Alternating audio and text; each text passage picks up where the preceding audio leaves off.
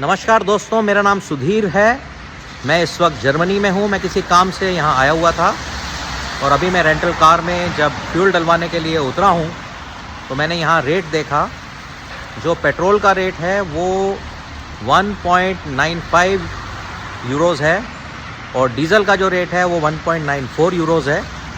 तो तकरीबन ये 214-215 रुपये लीटर यहाँ फ्यूल का प्राइस है।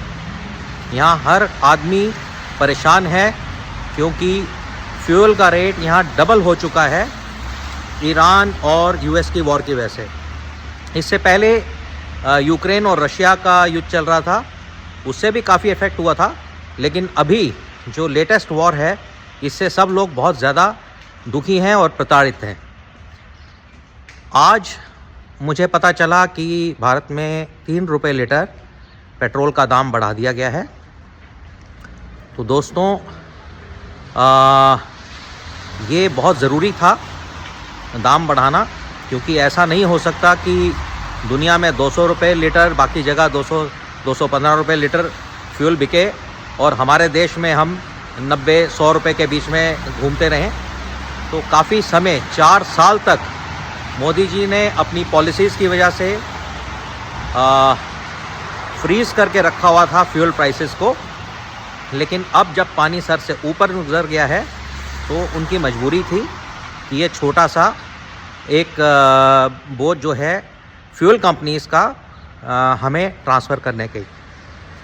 जो फ्यूल कंपनीज़ थी वो पिछले कई हफ्तों से तकरीबन 1000 करोड़ रुपए का रोज़ लॉस उठा रही थी, क्योंकि क्रूड का जो प्राइस है वो $107 पर बैरल तक पहुंच गया था स्ट्रेट ऑफ हॉर्मुज़ के बंद होने की वजह से। लेकिन मोदी जी एक दीवार बनकर खड़े रहे और जहां तक हो सका उन्होंने इस प्राइस को स्टेबल रखा। जो हज़ारों किलोमीटर की सड़कें और हाईवेज़ बन रहे हैं, जो देश में 150 नए एयरपोर्ट खोले गए इन 12 सालों में मोदी के राज में, जो करोड़ों शौचालय बने हैं, हज़ारों स्कूल नए, कई मेडिकल कॉलेज, एम्स जो बने हैं, वो सब का पैसा टैक्सेस से ही आता है। और फ्यूल, लिकर और टोबैको हर कंट्री की इकोनॉमी में टैक्स के लिए सबसे बड़े साधन हैं।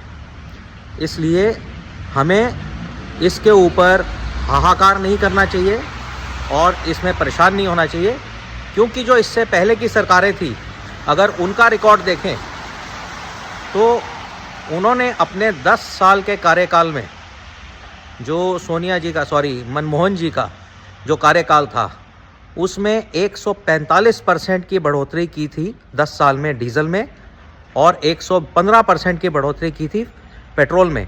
और 2012 में तो एक झटके से 8 रुपये लीटर फ्यूल का प्राइस बढ़ा था। फ्रेजाइल 5 में 2013 के एंड में चिदम्बरम जी भारत को खड़ा करके चले गए थे और वहाँ से 12 साल में मोदी जी ने देश का जो काया पलट किया है, आज हम वर्ल्ड की 4th लार्जेस्ट इकोनॉमी है। So let us give the credit where it is due and stop crying over small issues. ये 3 रुपया, ये 4 रुपया प्याज का दाम ये बढ़ना, ये देश की तरक्की के आगे कुछ भी नहीं है। और जो एक व्यक्ति हमारे और सारी बड़ी बड़ी विपदाओं के बीच में खड़ा है, हमारे भारत का प्रधानमंत्री, हमें दीवार की तरह उनके साथ कंधे से कंधा मिलाकर खड़ा होना चाहिए आज और हमेशा उनको सपोर्ट करना चाहिए। Thank you very much. Thank you.